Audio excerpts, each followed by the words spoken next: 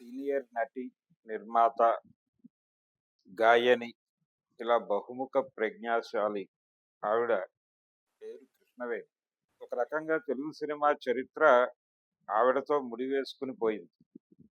అంటే తెలుగు సినిమాకి ఒక దిశానిర్దేశం చేసినటువంటి చాలామంది కళాకారులు, పర్టికులర్‌గా ముగ్గురు దిగ్గజాలు ఆవిడ నుంచి అంటే ఆవిడ కంపెనీ నుంచి, ఆవిడ ఫర్మ్ నుంచి ఇండస్ట్రీలోకి కాలు పెట్టడం అనేది చాలా గొప్ప విషయం. ఒక రకంగా అక్కినేని నాగేశ్వరరావు గారి ప్రారంభం ఆయన ఆహ్, మొదట బాలనటుడిగా ఇండస్ట్రీకొచ్చి, మళ్ళీ వెళ్ళిపోయి, మళ్ళీ ఘంటసాల బలరామయ్య గారి సినిమా 'సీతారామ జననంతో' మళ్ళీ ఇండస్ట్రీకొచ్చినప్పటికీ, ఆయనకి ఒక హీరో ఇమేజ్ తీసుకొచ్చినటువంటి సినిమా 'కీలుగుర్రం'. ఆ 'కీలుగుర్రం' సినిమా కథ కృష్ణవేణి గారు సజెస్ట్ చేసిందే. కృష్ణవేణి గారు అప్పటికే నటి, గాయని. ఆవిడ కథలు చదువుతూ ఉండేవారు. ఆవిడ మిర్జాపురం రాజా గారి సతీమణి కూడా. అంటే ద్వితీయ కళత్రం. ఆయన మొదటి భార్య ఉండగానే ఈవిడ్ని ఆయన నిర్మించినటువంటి 'శోభనాచల' బ్యానర్ మీద ఆయన నిర్మించినటువంటి చిత్రాల్లో నటిస్తుండగా వీరి మధ్య ప్రేమ చిగురించింది. అలా వి వివాహం ఆయనే ప్రపోజ్ చేశారు. అంటే ఆయన మొదటి భార్య ఆవిడ ఆధ్యాత్మిక చింతనలోకి వెళ్ళిపోతున్నటువంటి సందర్భంలో ఈ పెళ్లి జరిగింది. ఈ పెళ్లి రహస్యంగా చేసుకోవాలి అనేది కూడా ఆవిడ నిర్ణయం అట. మొదటి భార్య, మిర్జాపురం రాజా గారి మొదటి భార్య నిర్ణయం. మేకా రంగయ్య ఆయన పేరు. ఆయన మొదటి భార్య నిర్ణయం ప్రకారం ఈ వివాహం కొంతకాలం రహస్యంగా ఉండాలి అని అనుకుని, విజయవాడలో సత్యనారాయణపురంలో రహస్యంగా కృష్ణవేణి గారిని పెళ్లి చేసుకున్నాడు. వాస్తవానికి ఈవిడ రాజమండ్రికి చెందినటువంటి అంటే ఈవిడ బాల్యం అంతా కూడా రాజమండ్రిలోనే గడిచింది. ఆవిడ రాజమండ్రి అమ్మాయి. అలా రాజమండ్రిలో స్కూల్లో చదువుకుంటున్నటువంటి రోజుల్లో 'భక్త రామదాసు'లో ఆవిడ మొదటిసారిగా నటించారు. 'భక్త రామదాసు' నాటకంలో మొదటిసారిగా కమల పాత్ర పోషించారావిడ. కమల అంటే రామదాసు భార్య. ఆ పాత్ర పోషించారావిడ. అప్పటికి తను నటించగలను అనే విషయం కూడా ఆవిడకి తెలీదు. కానీ నటించారు. అనుకోకుండా ఆ నాటకాన్ని రేలంగి వెంకటరామయ్య గారు చూడటం తటస్థించింది. అప్పుడు 'సతీ అనసూయ' సినిమాకి ఆర్టిస్టుల సెలక్షన్ కార్యక్రమం జరుగుతోంది. అదేమో కలకత్తాలో షూటింగ్. పిల్లలు కావాలి. పిల్లలతో షూట్ చేయాలి ఆ సినిమాని అనుకుంటున్నారు. పుల్లయ్య గారు ఆ సినిమాకి ఆయనే కర్త, కర్మ, క్రియ. ఇలా ఈ నటీనటుల ఎంపిక కార్యక్రమం అక్కడ నడుస్తోంది అనే విషయం ఈయనకు తెలుసు. రేలంగి వెంకటరామయ్య గారికి. ఆయన స్టేజ్ పెర్ఫార్మన్స్‌లో ఈ అమ్మాయిని చూసి, కమల పాత్రలో కృష్ణవేణి గారి నటన చూసి స్కూల్‌కెళ్ళి అప్రోచ్ అయ్యాడాయన.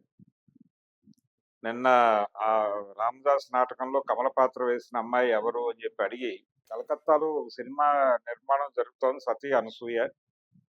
దానికి వాళ్ళు ఈ ఏజ్ గ్రూప్ అమ్మాయిల్ని చూస్తున్నారు. ఈ అమ్మాయి చాలా బాగా చేస్తుంది. ఈ అమ్మాయి ఆ క్యారెక్టర్‌కి సరిపోతుంది అనుకుంటున్నాను నేను.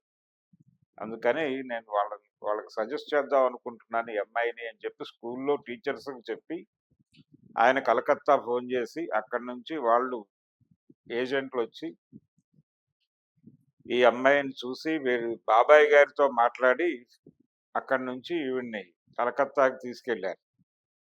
అలా ఆవిడ 'సతీ అనసూయ' సినిమాతో ఇండస్ట్రీలోకి ప్రవేశించారు.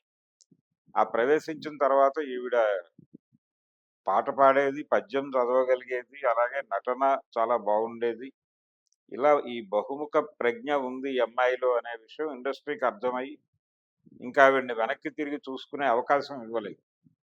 అదే టైంలో ఈ 'గొల్లభామ' ఈ సినిమాల నిర్మాణం జరుగుతూ ఉండేది మెడ్రాస్‌లో.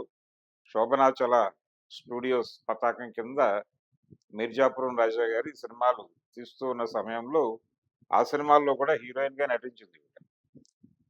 ఆ టైంలో 2 పోటీ సినిమాలొచ్చినాయి. 'లక్ష్మమ్మ లక్ష్మమ్మ కథ' అని. 2 కూడా ఒక రియల్ ఇన్సిడెంట్ ప్రేరణతో జరిగినవి.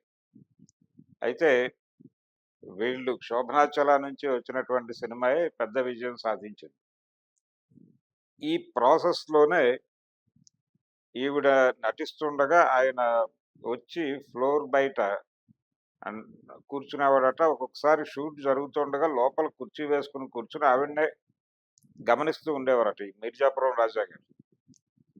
ఏంటి నిన్నే చూస్తున్నాడాయన నిర్మాత గారు అని చెప్పి తోటి నటీనటులు ఆవిడతో చెప్పడం, ఆవిడ నెమ్మదిగా నిజంగానే తనని గమనిస్తున్నాడా అని చెప్పి అబ్జర్వ్ చేయటం, ఇలా మొదలైంది వాళ్ళ మధ్య ఒక ప్రేమ.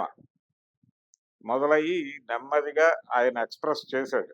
నేను నిన్ను పెళ్లి చేసుకోవాలనుకుంటున్నాను అని ఎక్స్‌ప్రెస్ చేసిన తర్వాత అప్పటికే ఆయనకి వివాహం అయ్యుంది. అయితే ఆయన చెప్పాడు, ఇలా నా మొదటి భార్య ఆధ్యాత్మిక చింతనలో ఉంటారావిడ. అందుకని నేను ఇంకో వివాహం చేసుకుందాం అనుకుంటున్నాను అని చెప్పి, ఆవిడ అనుమతితోనే చేసుకుంటున్నాను అని చెప్పి, ఆవిడతో మాట్లాడి ఆవిడ కన్విన్స్ అయ్యి రహస్యంగా చేసుకోమన్న తర్వాతే వీళ్ళు వివాహం చేసుకున్నారు. ఇది ఆవిడ వివాహానికి సంబంధించిన వ్యవహారం అయితే, ఈవిడ కథలు చదివేవారు విస్తృతంగా. నవలలు చదివేవారు. అంటే విపరీతమైనటువంటి రీడింగ్ హ్యాబిట్ ఉండేది. ఈ హ్యాబిట్ ఉండటంతో ఆవిడ కాశీ మజిలీ కథలు ఇవన్నీ చదువుతూ, వాటిలో ఆవిడకి ఇంట్రెస్టింగ్‌గా అనిపించినటువంటి వాటిని నోట్ చేసి మిర్జాపురం రాజా గారికి చెప్పేది. ఈ పాయింట్స్ మీద మనం సినిమాలు తీయొచ్చు అని. అట్లా ఆవిడ చెప్పినటువంటి ఒక కాశీ మజిలీ కథలో నుంచి తీసుకున్నటువంటి ఎలిమెంట్స్‌తో డిజైన్ చేసినటువంటి సినిమానే 'కీలుగుర్రం'. ఆ సినిమానే అక్కినేని నాగేశ్వరరావు గారికి ఒక సూపర్ స్టార్‌డమ్ తీసుకొచ్చింది. అలా అంజలీదేవి గారిని కాకినాడ నుంచి ఆవిడని పిలిపించి ఆ సినిమాలో చేయించారు. ఇలా ఆవిడకి పేరొచ్చింది. ఇలా 'కీలుగుర్రం' సినిమాతో ఈ స్టూడియోకి కూడా ఒక ఇమేజ్ వచ్చింది. ఇలా ముగ్గురు మరాఠీలు ఇలా నడిచింది. అంటే ప్రతిభతో కలిసి వీళ్ళు సినిమాలు అక్కినేని నాగేశ్వరరావు గారు అక్కడ ఇక్కడ కూడా నటించేవారు. ఇలా నడుస్తున్నటువంటి ప్రయాణంలో అలా ఆవిడ కాంగ్రెస్ పార్టీ అంటే ఆవిడకి ఒక అభిమానం. మహాత్మా గాంధీ గారంటే ఒక అభిమానం. ఈ అభిమానంతో స్వతంత్ర పోరాట నేపథ్యంలో ఒక సినిమా తీయాలి అనేది ఆవిడకి ఒక అభిప్రాయం కలిగింది. కానీ ఆయనేమో జస్టిస్ పార్టీకి చెందినటువంటి వ్యక్తి. మేకా రంగయ్య గారు, మిర్జాపురం రాజా గారు. దాంతో వీళ్ళిద్దరి మధ్య కొంచెం పొలిటికల్ వార్ ఉండేది. ఆవిడ గాంధీ గారికి విరాళం ఇచ్చినటువంటి ఒక రూ. 5 ఎంతో విరాళం ఇచ్చారని చాలా సార్లు చెప్పారావిడ.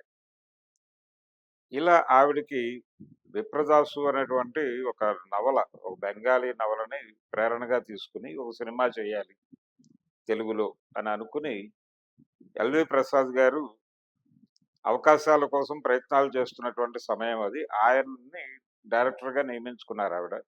ఆ సినిమాకి తాతినేని ప్రకాశ్‌రావు గారు అసిస్టెంట్ డైరెక్టరు. ఆ సినిమాయే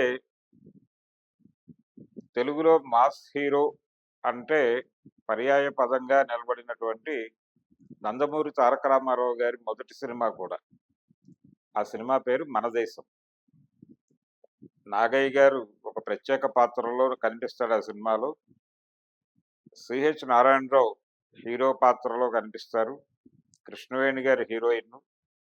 ఇలా ఈ 'మనదేశం' సినిమా ఎల్వి ప్రసాద్ గారి సారథ్యంలో ప్రారంభమైనప్పుడు ఘంటసాల వెంకటేశ్వరరావు గారిని ఆ సినిమాకి సంగీత దర్శకుడిగా తీసుకున్నారు. నిజానికి ఈ బ్యానర్‌లో అంతకుముందే ఇంట్రొడ్యూస్ అయి ఉన్నాడు ఆయన మ్యూజిక్ డైరెక్టర్‌గా. ఇదే బ్యానర్‌లో ఆయన ఒక రకంగా ప్లేబ్యాక్ సింగర్‌గా ఆయనకి విపరీతమైన పేరు. ఆయన వాస్తవానికి 'స్వర్గసీమ' సినిమాలో సిహెచ్ నారాయణరావు గారికే మొదటి పాట పాడాడు. కానీ ఆయనకి ఒక స్టార్ ఇమేజ్ తీసుకొచ్చినటువంటి పాట మాత్రం 'కాదు సుమా కల కాదు సుమా' అది 'శోభనాచల' వారి సినిమాలో పాటే. ఈ పాట అక్కినేని నాగేశ్వరరావు గారికి నేర్పిస్తున్నాడు ఆయన ఘంటసాల గారు. నేర్పిస్తుంటే ఈయన అన్నట్టుగా సంగతులు ఆయనకి పలకడం లేదు. ఇది చూస్తూ మిర్జాపురం రాజా గారు అన్నారట, "బాబు నువ్వే ప్లేబ్యాక్ పాడేసేయి. తను కొంచెం ఇబ్బంది పడుతున్నాడు" అని. నాగేశ్వరరావు గారి గొంతుతోనూ రికార్డ్ చేశారది. ఘంటసాల గారి గొంతుతోనూ రికార్డ్ చేశారు. ఘంటసాల గారి గొంతుతో రికార్డ్ అయిన పాట చాలా పెద్ద హిట్ అయింది. దాంతో మ్యూజిక్ డైరెక్టర్‌గా ఎంటర్ అయినటువంటి వ్యక్తి ఒక ప్లేబ్యాక్ సింగర్‌గా, మెయిన్ స్ట్రీమ్ సింగర్‌గా మారాడు. అలా ఘంటసాల వెంకటేశ్వరరావు అనేటువంటి ఒక అద్భుతమైన గాయకుడిని సంగీత దర్శకుడిగాను, గాయకుడిగాను తెలుగు సినిమా పరిశ్రమకి అందించటం కాదు, ఆయన ఆల్రెడీ ఉన్నారు. ఆయన్ని ఒక రకంగా డిస్‌ప్లే చేసినటువంటి ఘనత, 2 విధాలుగా డిస్‌ప్లే చేసినటువంటి ఘనత మాత్రం కృష్ణవేణి గారికే దక్కుతుంది. అది ఒక విషయం అయితే, నందమూరి తారక రామారావు గారిని ఇంట్రొడ్యూస్ చేసినటువంటి ఘనత వారిదే. ఎందుకంటే ఆవిడ పట్టుబట్టి తీసినటువంటి సినిమా ఇది. మన దేశం సినిమా తీయాలనే ఇంట్రెస్ట్ ఆయనకి లేదు. మీర్జాపురం రాజా గారికి లేదు. కృష్ణవేణి గారికే ఉంది. అందుకని ఎన్టీ రామారావు గారికి ఇచ్చినటువంటి రూ. 250 చెక్ కూడా ఆవిడే సంతకం పెట్టి ఇచ్చారట ఆ రోజున. అంటే ఆవిడ చేతుల మీదుగానే ఇవ్వండి ఆ చెక్కునని అడిగాడాయన. అడిగితే ఆవిడ చేతుల మీదుగానే ఆ చెక్ ఇచ్చారు. అలా ఒక సక్సెస్‌ఫుల్ ఇన్నింగ్స్‌కి ఆవిడ అంకురార్పణ చేశారు. తెలుగు సినిమా రంగంలోనూ, అలాగే రాజకీయ రంగంలోనూ ఆయన క్రియేట్ చేసినటువంటి సెన్సేషన్ గురించి కొత్తగా మాట్లాడుకోవాల్సినటువంటి అవసరం లేదు. అలా ఎల్వి ప్రసాద్ గారికి కూడా తెలుగు సినిమా పరిశ్రమలో ఇంకా వెనక్కి తిరిగి చూడాల్సిన అవసరం లేని పరిస్థితి, ఒక స్థాయి కలిగించినటువంటి చిత్రం 'మన దేశం'. ఇలా ఆవిడ నిజానికి ఆవిడ వివాహం అయిపోయిన తర్వాత కూడా ఆఫర్‌లొచ్చాయి ఆవిడకి. బయట సినిమాల్లో కూడా నటించమని. అయితే మీర్జాపురం రాజా గారు కండిషన్ పెట్టేవారు. వాహిని వారు తమ సినిమాల్లో నటించమని కృష్ణవేణి గారిని అడిగినప్పుడు, మీర్జాపురం రాజా గారు కండిషన్ పెట్టేవాడు. మా స్టూడియోలోనే షూట్ జరగాలి అని. ఆల్రెడీ వాళ్ళకొక స్టూడియో ఉండి మళ్ళీ వీళ్ళ స్టూడియోలో ఎలా చేస్తారు వాళ్ళు? అందుకని నెమ్మదిగా ఈవిడ్ని పక్కన పెట్టడం మొదలైంది. ఈవిడ తమ బ్యానర్ సినిమాలకే పరిమితం అయిపోయారు. ఆ తర్వాత ఆవిడ ఈ నటనకి, మిగిలిన విషయాలకి కొంత ఫుల్ స్టాప్ ఇచ్చి, కథల ఎంపిక, నిర్మాణం మీద ఎక్కువ శ్రద్ధ పెట్టారు. కానీ అది కూడా ఎక్కువ రోజులు నడవలేదు.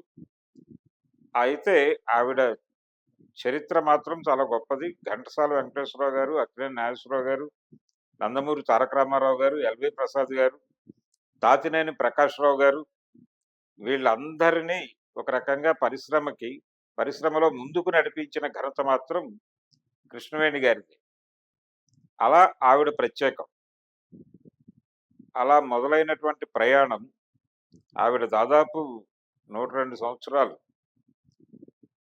ఈ ఏజ్‌లో కూడా ఆవిడ 100వ సంవత్సరంలో కూడా ఆవిడ అనేక యూట్యూబ్ ఛానెల్స్‌కి ఇంటర్వ్యూలు ఇస్తూ తన జ్ఞాపకాలు నెమరు వేసుకోవటం మనకు తెలుసు. అలాగే నందమూరి తారక రామారావు గారి శత జయంతి సందర్భంగా ఆవిడని సన్మానించుకున్నాం మనం. ఇలా కృష్ణవేణి గారితో తెలుగు సినిమా పరిశ్రమ పెనవేసుకుపోయింది అనటానికి ఈ చరిత్ర చాలు. అంతకంటే ఎక్కువ ఆవిడ గురించి మాట్లాడవలసినటువంటి అవసరం లేదు. కానీ ఆవిడ నటన, ఆవిడ గానం తెలియాలంటే మాత్రం 'మన దేశం' సినిమా చూస్తే సరిపోతుంది. అందులో ఆవిడ పెర్ఫార్మన్సు, ఆవిడ గానం చాలా అద్భుతంగా ఉంటాయి. ఆ తర్వాత ఆవిడ కుమార్తె కూడా సినిమా రంగంలోకొచ్చారు. అనురాధాదేవి. ఆవిడ అక్కినేని నాగేశ్వరరావు గారితోనే సినిమాలు తీశారు. అక్కినేని నాగేశ్వరరావు గారితో 'చక్రధారి' అనే సినిమా తీశారు మొదట. మధుసూదన్ రావు గారు డైరెక్టరు. అది కన్నడ రీమేక్. ఆ సినిమా అనుకున్న స్థాయి విజయం సాధించలేదు. ఆ తర్వాత దాసరి నారాయణరావు గారు, అక్కినేని నాగేశ్వరరావు గారి కాంబినేషన్‌లో 'రావణుడే రాముడైతే' అనే సినిమా తీశారు. అది కూడా అనుకున్న ఫలితాన్నివ్వలేదు. ఆ తర్వాత దాసరి గారి డైరెక్షన్‌లోనే అక్కినేని నాగేశ్వరరావు గారి హీరోగానే 'శ్రీవారి ముచ్చట్లు' అనే సినిమా తీశారు. అది చాలా పెద్ద హిట్. ఆ తర్వాత ఆయనతోనే దాసరి, అక్కినేని కాంబినేషన్‌లోనే వచ్చినటువంటి సినిమాలు ఆ బ్యానర్‌కి విజయాలను అందించినాయి. ఇది ఒక సక్సెస్‌ఫుల్ జర్నీ. ఆ తర్వాత వారు సినిమాలు తీయటం మానేశారు. దాదాపు 'రాగదీపం' అనే సినిమా చివరి సినిమా. ఆ బ్యానర్‌లో వచ్చినటువంటి సినిమాల్లో చివరి సినిమా అది. ఆ సినిమాతో ప్రొడక్షన్ ఆపేశారు వాళ్ళు గూడా. ఆ తర్వాత నాగేశ్వరరావు గారు కూడా ఇతర పాత్రల వైపు మళ్ళారాయన ఏజ్ రీత్యా. అయితే యంగ్ హీరోలతో సినిమాలు తీసే ప్రయత్నం మాత్రం అనురాధాదేవి గారు చేయలేదు.